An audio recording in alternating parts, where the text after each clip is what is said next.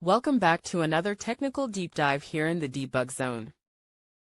Today, we're tackling a big question and breaking it down with insights from other users. Hopefully, this clears up some misconceptions and helps you get the answer you need. So buckle up, stay a little curious, and let's jump right in.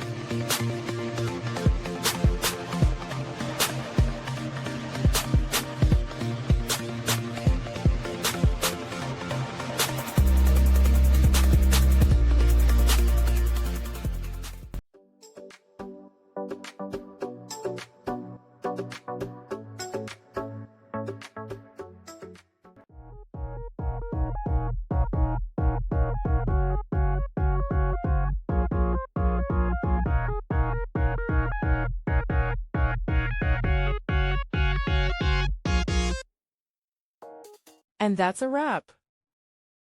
I hope you found the answer you were looking for. If you did, take a second to hit that subscribe button. It really helps out.